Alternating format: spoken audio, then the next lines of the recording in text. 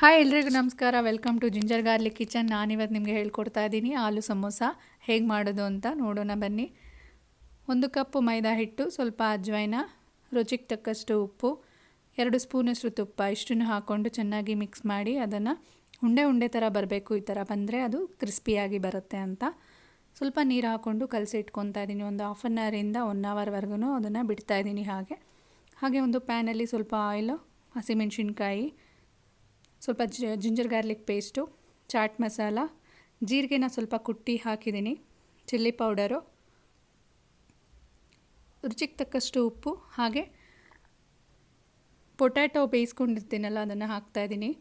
ಸ್ವಲ್ಪ ಸ್ಮ್ಯಾಶ್ ಮಾಡಿದರೆ ಸಾಕು. ಕೊತ್ತಂಬರಿ ಸೊಪ್ಪು ಇಷ್ಟನ್ನು ಹಾಕ್ಕೊಂಡು ಚೆನ್ನಾಗಿ ಮಿಕ್ಸ್ ಮಾಡಿ ಅದನ್ನು ಸೈಡಲ್ಲಿ ಇಟ್ಕೊಂಡ್ಬಿಡೋಣ. ಅದು ತಣ್ಣಗಾಗೋಕ್ಕೆ ಬಿಡಬೇಕು ಸ್ವಲ್ಪ.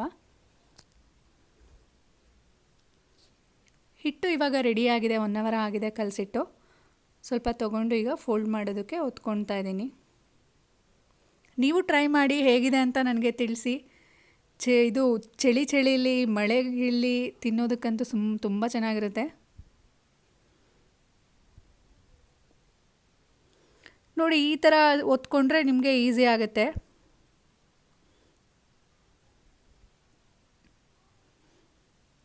ಎಲ್ಲರ ಮನೇಲೂ ಮಕ್ಕಳು ಕೇಳ್ತಾರೆ, ಅಮ್ಮ ಏನು ಮಾಡಿಕೊಡ್ತೀಯ ಸ್ನ್ಯಾಕ್ಸಿಗೆ, ಅಮ್ಮ ಸಮೋಸ ಮಾಡಿಕೊಡು ಅಂತ.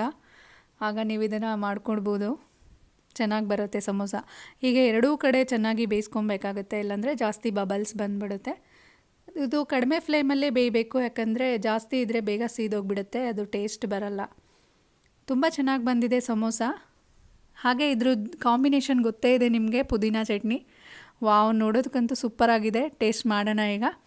ನೀವು ಟ್ರೈ ಮಾಡಿ, ಹಾಗೆ ಕಮೆಂಟ್ ಮಾಡಿ, ಶೇರ್ ಮಾಡಿ. Thank you.